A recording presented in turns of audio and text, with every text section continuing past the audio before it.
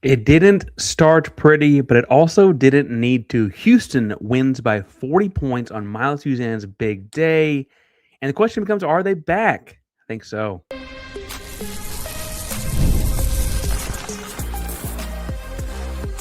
You are Locked On Cougs, your daily podcast on the Houston Cougars, part of the Locked On Podcast Network, your team every day. Welcome to Locked On Cougs, daily podcast about your Houston Cougars. I'm your host, Houston-born teacher and coach Parker Ainsworth. And whether you're a Houston fan or just a hater who came to stop by, thank you for making Locked On Cougs your first listen of the post-game, first listen the next morning, or anywhere in between. We're breaking down Houston just beating Colorado 102-62, and was a fun Saturday brunch contest of sorts. Today's show is brought to you by our buddies over at Mazda. We got more on that fun later. Look, this was a fun game for a lot of reasons. It did not start that way, but Milos Uzan gets the Cougs going. That's going to be the first segment. The bench mob, the impact of that in the second, if not before that. And then we'll also talk some more about other things this team might need now that we have bounced back from the losing streak. And that's really, I think, where things start here. Houston had lost 3 games in a row in the last 9 days for the first losing streak of 3 games or more since 2017. Think back at the World in 2017, things have changed a lot. And Houston has not lost many games, and hadn't lost many more than 3 games in a season, a whole lot since then, much less 3 in a row. But Houston has found a way to respond now with a 102-62 win, and it looked like they were sleepwalking out the gate. Houston fell behind. It was 11-3 early. It was 16-11 before Houston really turned things on. And I want to give credit here, and this is where we start the Milos Uzan conversation. He played 32 minutes. He had 26 points on just 13 shots, 9 of 13 shooting, 5 of 7 behind the arc. Also had 6 assists and 0 turnovers. Really tremendous game from him. He looked like the Big 12 dominant player he was a year ago. And really, I think in part, this was you're going to see people talk about the guard, Isaiah Johnson, who had a good game. I shouldn't poo-poo that too much. Isaiah Johnson's listed at about 6'1". He had 19 points of his own as the other guard for Colorado. The deal here was Johnson was not going to be able to guard Milos, and they didn't really have a lot of other options. Barrington Hargress is also 6-foot or under guy. Milos has him beat on size. The other big, stockier guys they've got could not stay in front of him. Milos had his way, and it was interesting because he did it both as a lead point guard, like we're used to seeing him score, but I thought he did a much better job on Saturday playing as the off guard role. There were several moments where Kingston Flemings, who we should point out had his own 11 points and 8 assists kind of day, was able to get in the paint and spit the ball out, and Uzan seemed to be in movement, in rhythm, in much more amenable or open or conceivably scorable spots. And I think part of that obviously is you're not playing in the opponent. You're not playing Kansas, Arizona, Iowa State. Sure. You're also, I think at this point, you're getting to the end of February, guys are learning roles, and Milos has found that after some harsh criticism, I'm sure, in film. And then we also found out throughout the week that after having grown this season together and having moments where I felt like Milos might be back against the Cincinnatis of the world or whatever, you then found out that he was so hurt going into the Kansas game that Sampson was surprised he was suiting up to play. It was a game time decision. And so he comes out and plays tremendously today on Saturday. And he did it, I thought, from a really aggressive standpoint, really, really early, attacking downhill, getting in the lane, kind of putting bigs in conflict, whether it was Doc or whomever, and really he was able to take advantage, felt like, of those kind of things. Look, I was really thoroughly impressed by Milos. I think Houston needs, obviously, it'd be great to get 26 points a day out of Milos. That's like pie in the sky, right? But I think Houston does need an aggressive look to score Milos more often than not. It opens up a lot of his game and opens up a lot of their game, especially with whatever Emanuel Sharp is dealing with on that hip that we heard about last week. He also is being tabbed to cover the other team's most challenging cover as far as the guards go. So it's using a lot of his energy. You're not necessarily getting the scoring lift out of him you did for the first 2 or 3 months of the season because of where other things are going. Now, he was 2 of 5 from behind the arc, 2 of 7 overall from the field. Could you see that easily turn into a 3 of 5 and a crazy good day? Or maybe he goes, 4 of 7 or something. Sure, Emanuel Sharp, that is. But Milos being able to pick up the scoring by being more aggressive and intentional would cover a lot of the gaps we've seen in the last couple of games before this. I also think it was important for the big picture of this team that it came with so many moments of him being the off the ball kind of guy, right? Where Kingston is still initiating around the offense, but when it gets to be Milos' turn, he can then look to really score. Now, he had 6 assists. He was able to put bigs in conflict and also hit the drop-offs and also hit the other things as well.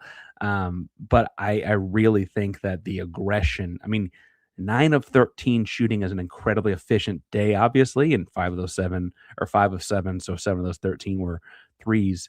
He was 5 of 7 behind the arc. But that also implies really consistently good shots, right? You don't just go 9 of 13 jacking up turnarounds from the corner, right? Like these are impressive shots and shot selections that comes from being aggressive, getting downhill, using the floater, right? And all of that. I do think too that this may be, or we're talking about the evolution of Milos, some of Kingston's game as well. Kingston took just 5 shots, and I think we've gotten used to. Kingston has set the freshman scoring record at Houston. I would point out that he set the freshman scoring record at Houston. It would need over 20 a game and to play 40 games a year to break the all-time scoring record at Houston set by Elvin. But that's a separate conversation. The freshman scoring record, though, is impressive. We're used to Kingston scoring more, being more aggressive in shooting. And I thought he picked spots a little bit better today. And I think the layperson watched it and thought it was more passive because he wasn't necessarily getting into the lane to score or rising up from mid-ranges over outstretched defenders. It looked like a growth moment out of him too, where he got to 15 foot and he could raise up and pull up a mid-range. He's got a good mid-range pull-up. It's not out of his wheelhouse, but it did feel like you saw a more decisive or looking to get others involved kind of a day out of at a Kingston. And so you saw that play out as well with a lot more shot attempts from Milos. Not to mention that when Chase McCarty came in, he got 5 shots up. Mercy Miller got 5 shots up. And those guys on the bench played a really key role in this as well. But how they played with Kingston and Milos, I think, is that they hit the open shots and took advantage of the open opportunities given by took advantage of the attention, I guess I should say. The gravity is what I hate throwing that word, but the attention that Kingston and Milos necessitated. Now, this is a 40-point win over a Colorado team that drops to 16 and 13 overall. It's not like you beat some world-beating sort of team, but I would point out, I don't know if he'll stay at Colorado or transfer out, but that Isaiah Johnson kid's probably going to get a shot at the league someday. That Hargress kid's been averaging 14 or 15 points and 5 assists a game. You held him to just 6. You turned that team over 15 times. You had a pretty strong showing, even given the opponent. And I think that starts with the aggression after an ugly first couple of minutes that Milos kind of inflicted on this game. Now, still got a big week ahead of us, and then obviously March Madness starts. I guess March technically starts tomorrow if we're getting really detailed about it. But I think the bench rotation we saw on Saturday is going to be a big part of how that works out for Houston, how that goes for Houston. And it kind of feels like we're starting to get some answers as far as who that solidified bench rotation on such a young team is.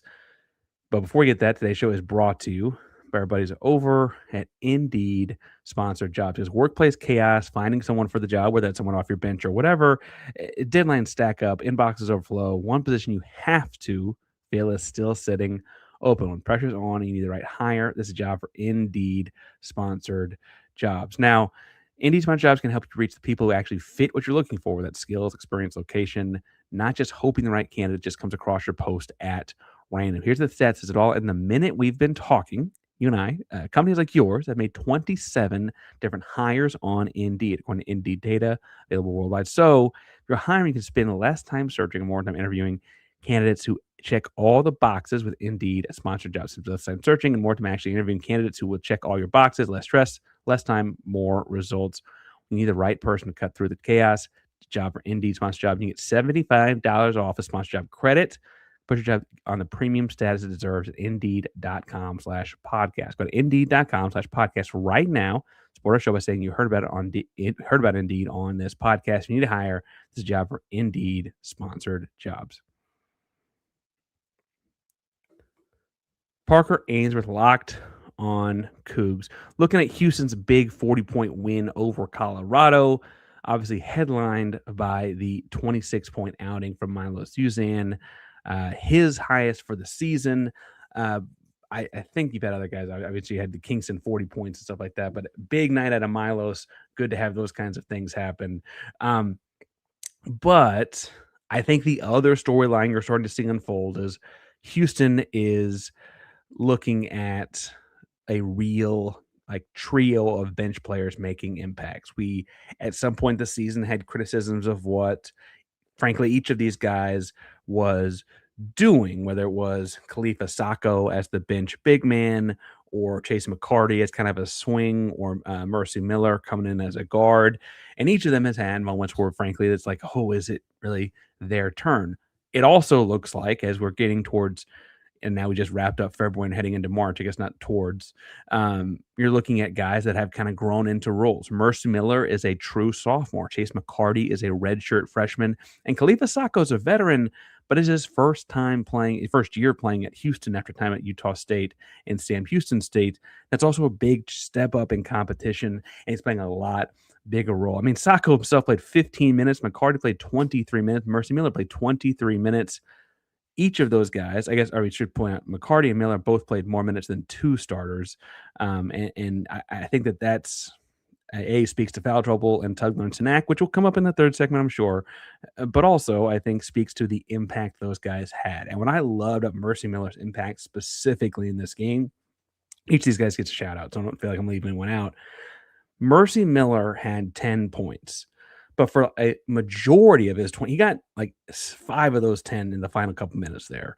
For the majority of his time, he was earning a role in impacting winning without scoring, which for a 4-star recruit, highly touted recruit coming in that he was, he had 60 points in a game in high school. He has been known as a guy to come in and kind of get some instant offense because he is a bucket.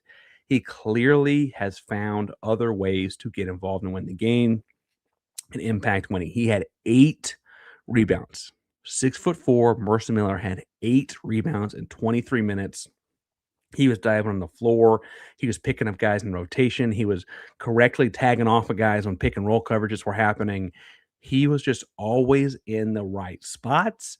And that's that kind of growth we've been looking for at him. And frankly, it was the kind of things we were hearing about when he was not seeing the floor as much. People were like, but he can score, he can score, he can score. And everyone inside the program was like, yeah, but we need him to make sure he is giving up less points than he's scoring. And he emphatically did those kinds of things. Really, for the last couple of games, I thought he had one of the better games against Kansas for Houston last week. But today, Saturday, he really put all of that on display. They kept showing the highlight where he ends up, covering 2 guys at one time, whatever. They showed that 3 or 4 times on the broadcast. I really like what we saw out of him on Saturday.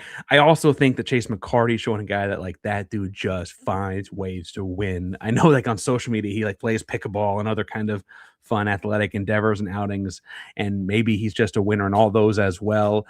It feels like though, he's found a role as a winner in this. He had his own 4 rebounds, but his big deal to me were how many of them, they don't count as rebounds, and the staff keeps track of them. So I know someone on staff knows, but all of his tip outs, all of the hustle plays, the plays where he doesn't get a rebound, but he is so aggressively flying for the ball that Colorado has to foul him just because they're not ready for the intent, and that ends up getting Houston the ball anyway.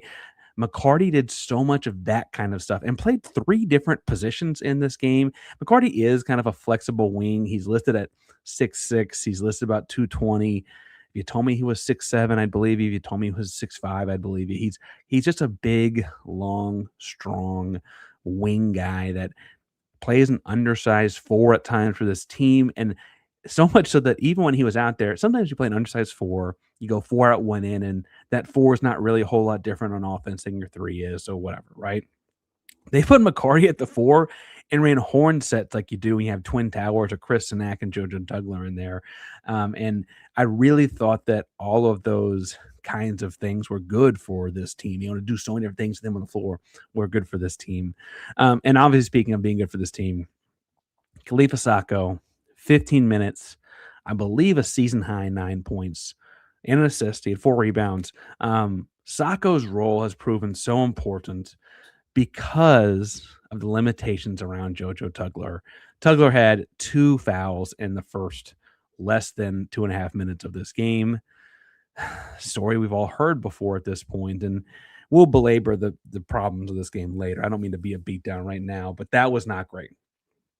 Sakho's ability to come in and still maintain a high level of intense, dirty work, high motor, that kind of stuff has proven very important for this team. That I mean, said anyone can defend like JoJo Tugler when JoJo Tugler is defending right. I do think it's worth pointing out though that they're finding ways to manufacture good defense when he's not in the game, whether that's moments with Chris Sinak at the 5 or Khalifa Sakho at the 5. Sliding over Snack from a starter 4 to a starting 5 is not as challenging to me as finding a true bench big. And we talked, was it back against Tech? It might have been back against the Tech loss, the one up in Lubbock in the snowstorm, where it kind of felt like last year's team, the under discussed thing was they kind of had 3 starting bigs and Jawan Roberts, JoJo Tugler, and Xavier Francis off the bench, who actually started the first few games of last season, right? Now it was kind of like, okay, and maybe that was back in January, like, okay, who's that going to be? Because you need some Sinak, you need some JoJo, you need some Sakho. Is that trio really going to be able to help? I mean, you can't replace Jawan Roberts one-on-one, but in the aggregate, can this trio replace that trio, especially with the linchpin of both being JoJo Tugler? And I don't think in January we could have said that. I still, obviously, Colorado is not your Duke, Michigan, Arizona, Iowa State, but I do think you're seeing, whether it's this game or I thought he played better against Kansas and Arizona maybe than he had in the weeks prior. I think you're seeing movements towards that out of Sinak and Sakho, which leaves us to JoJo Tugler, which people are commenting in the comments here about not starting JoJo Tugler, or maybe you move on or whatever. And it's this double-edged sword of like, he came back in with 2 fouls in the first half and kind of bled points at one point because he was not trying to be aggressive and pick up that 3rd foul. And the frustrating thing is, look, everyone that covers this team talks to various coaches and does this. I'm not trying to like act like holier than thou or more special or whatever, but it is interesting in that it does feel like there's these moments where they have harped on like picking your spots or where to be physical, because you get a bad call or an aggressive foul on the very like first defensive possession of the game on an and 1 to the big fellow coming across the lane. It's like, okay, that's not great. But then less than 2 minutes later, you can't be like overextending yourself on like let the rebound go out of bounds or let the guy catch the rebound and play defense. And the aggression that makes like I don't ever want JoJo Tugler to have no fouls, because that would imply he's not playing the kind of basketball we need him to. It's about picking the spots to exert yourself beyond that normal means. And we're still visibly, as we wrap up February, still having problems with that. I think Sakho has made an impact that helps cover that up some. I think just McCarty has made an impact that helps cover that up some. I think this bench group is really solidified. And I intentionally, I think that means the rotation of those trio is 2. Ramon Walker did not suit up on Saturday. It sounded like there was an ankle sprain this week at practice. Unclear if it was practice or working out. It doesn't really matter. It's just an ankle sprain. It'll be okay. It's not like a grade 3 out for a month kind of thing. It doesn't sound like. Intends to dress out for and play in the senior night game on against Baylor this week. But it does feel like the bench mob would be great. It would also be great to get 24 minutes out of JoJo Tugler. He played 19 today, so it's not like he's so far off. He finished with just 3 fouls. So after that initial barrage, he cooled it down a little bit. But you can't have him sitting 13 minutes of the first half or 10 minutes of the first half against highly competitive teams later in the season. And I just can't. Just can't with that. Now I want to talk about some other things this team needs. I actually like a question that just got thrown in the chat here, so keep those kind of things going as well. I want to talk more about where, after beating Colorado by 40 points, where you look to go next as the Houston Cougars. Before we get to that, today's show is brought to you by our buddies over at Mazda, because Mazda moves the game forward and is there for the folks that move the game forward and look beyond what is on the screen as well. Moments like, honestly, I want to talk about Milos Uzan getting down low and getting in the paint, getting threes and this and that and whatever. But truthfully, there was a moment where he got in the lane. You had a back-cutting Chris Sakho who catches a nice little drop-off and turns into a quick dunk. The work that Sakho has done on the back end of things, where you're not seeing it, you're seeing it at practice, not in games, is starting to translate. He's had a really good last month. And there were moments in those first couple months of the season where it was like, can he handle this physicality?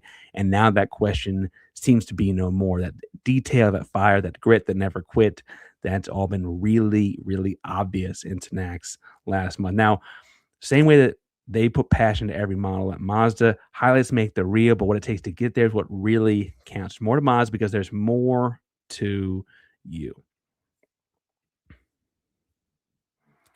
Today's show is also brought to you by FanDuel, because if you've ever wanted to go to the NBA Finals live and in person, this is your chance. FanDuel is giving you a chance to turn that dream into reality with their NBA sweepstakes, and here's how it works. Turn your profit boost and use them during an NBA future. You'll be automatically entered to win a shot at the NBA Finals for 2. Yes, that's the trip, the flights, the tickets, the entire experience. If you're looking forward and thinking about, I think this team can make a run, or I think this thing will happen, go use your future right now. If you use your profit boost on that future, you are automatically entered. Visit FanDuel.com to get started. Your profit boost on an NBA future. Get entered for your chance to win a trip to the NBA Finals. Play your game with FanDuel, official sports betting partner of the NBA. Park Rangers locked on Cougs here. And Houston beats Colorado by 40 points. And I like beating Colorado for other reasons. I like winning by 40 points for lots of obvious reasons. But if we're being honest, 16-13 Colorado, or what are they even, the Big 12? They're at the bottom of the league. Tad Boyle got tossed. I don't know if he makes the flight home. I really, really, really look at, like, well, what do you take out of this game after beating a team like you were supposed to? And for one thing, I had points throughout the year. I've talked about comparing this year's team to last year's team and what isn't fair. This year's team has this gigantic level of variance. The lows are low and the highs are high. And while last year's team had this much higher floor than the present iteration of the Houston Cougars, and I think that was a key factor in them getting so far and getting the national championship game and all that, right? Last year's team didn't beat a whole lot of conference opponents by 40. There were a couple, but it just didn't happen all the time. Last year's team beat a Colorado team by 12. Like it was closer than it should have been, right? And I think that what you're seeing here is how this team gets things clicking. 7 players in double figures, spreading the basketball around. Make sure I got my number right here. 20 assists and just 7 total turnovers, and those 7 turnovers, 2 of them come kind of in garbage time at the end, one, right? So anyway, I guess probably one of the assists does too. But the truth here is that this team with 2 point guards plays a little bit higher speed and higher pace than we're used to. We're going from 350th in pace in college basketball to like 300th in pace in college basketball. I'm not saying that we're playing, up and down. We're not UNLV from many years ago and all that kind of stuff, but it is a faster pace, and that has taken, some different turns, angles, getting used to things, etc. It's taken Milos Uzan, I think, time to get adjusted. I think it's taken Kingston Flemings times to, as the guy kind of steering that pace, times get adjusted to high major Division I, Big 12 college basketball. And there's been moments where like the wear and tear and the grind of that has looked more challenging than the games themselves, right? They played 3 games in 9 days, had 5 days off before playing this one. I don't think there's any magic to that part of this. But with looking at what they take with them, what they move forward, that bench group's going to be important. How those trio of guys play is going to be important. And I look to whether it's the likelihood of seeding in the conference tournament, which we talked some about last week. We'll talk about again in a second.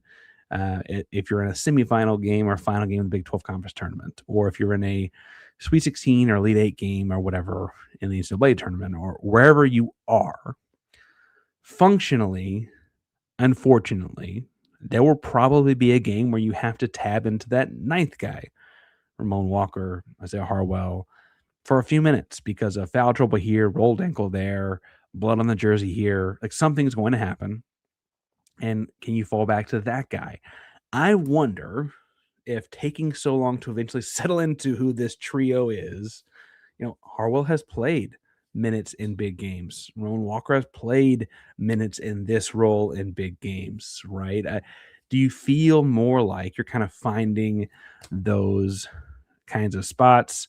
And then, frankly, along the way here and making Mercy and Chase and Khalifa earn this spot that they're in now, I also think you've probably helped develop those guys in a lot of ways. I also think, as I said in the bench mob segment, I'll say it again, those 3 guys are in their first year of real minutes. Yes, Mercy Miller was a freshman last year, played a few minutes here and there, but this is a very different kind of role. McCarty is a redshirt freshman, and Khalifa Sakho, for all his time in college basketball, as I mentioned earlier, is in his first year as a Houston Cougar. That those guys are coming into their own right now, I think makes a lot of sense. Chris Nack, we kind of seen do a little bit earlier in the season, but he also playing more minutes, kind of grew into himself over the course of the year. And now we're kind of seeing roles get solidified. Emanuel Sharp, for all his bumps and bangs and bruises and whatever, is also having to figure out how to be a effective offensive player. He went 2 of 5 from behind the arc, which 40%, not bad. And also he's covering Isaiah Johnson for large stretches of this game, who is the best player at Colorado, right? And that is a different role than he had a year ago. Point blank. It just is. And he's adjusting, I think, as we see before our eyes, where he's maybe having to hone in more on that defense. There were also parts here earlier in the year where they tried Milos out as that defensive guy, and how much that took away from the offense, I think, was kind of weighing on this team, right? And Milos is a great shooter, but he's maybe not the same catch and shoot shooter with tired legs that Emanuel is when you've been playing defense like that. And so maybe it's more important to get him going downhill and all those things. Their roles are shifting and changing, and that's awesome. What this team needs is they need Tugler to continue to get cleaner, and that didn't start well today. It ended fine. It did not start well on Saturday. Obviously, they need to, knock on wood, continue to ask for good health. But I think, truthfully, now that they're seeing the balance of roles, they're still going to need some way to create easy baskets. I think the common critique from last year's group was, or from this year's group compared to last year's group, was that easy basket was throwing into Juwan Roberts for the post move, right? 2 years ago, it was Jamal Shed, downhill, get out of my way. Year before that, it was Marcus Sasser, side-to-side ISOs. We've seen it be Fabian, we've seen it be Quentin, we've seen it be Rob. Now, it's how do we balance this team speedier basketball where you got all these guys contributing. Flemings had 8 assists, so he still obviously did that. I think the easiest baskets, though, come from finding him in mismatches. And so how do you balance, can you get to close to double-doubles kind of stuff where you get, he had 11 and 8 today, 40-point win, scored 100 points. In a 70-point game, more grinded out game, can you still get him to 15 and 8 or 15 and 7 and from a production space, right? Because today there were times they got in the lane, they froze the center. And when I say they froze the center, they really are getting in the lane, pulling the guy up and dropping things off right pretty quickly. And I thought it was tremendous how maybe it'll be an everyday club film study where when they got in the lane, whether it was Doc or whoever the big at the time was for Colorado, would freeze and help side. And someone was always cutting. It was McCarty backside, Sanak backside, Sakho. Someone was always cutting where the freeze of the big man meant that there was someone open at the rim. And part of that's playing a worse opponent, but part of that's also, I think, using Kingston and Emanuel, and I guess really Kingston and Milos most effectively. We're breaking that down and more going into Monday.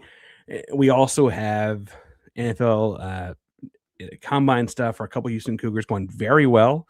Latrell McCutcheon and tremendous. That guy made some money in Indianapolis, the combine. Taryn Kojiel had a pretty good Saturday as well. So we'll talk about some of that. Baylor's coming up this week, Big 12 race. There's another couple Big 12 games that impact Houston seeding in the Big 12 tournament later. Right now, Houston should be the 4, which means you get a double bye. It feels hard to believe they'd fall further back than that based on who got to play who left this season. So I'd imagine you'll actually see Houston kind of move up before they move back, and that double bye is going to prove really important.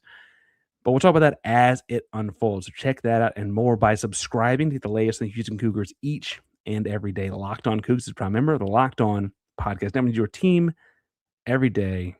Go Cougs.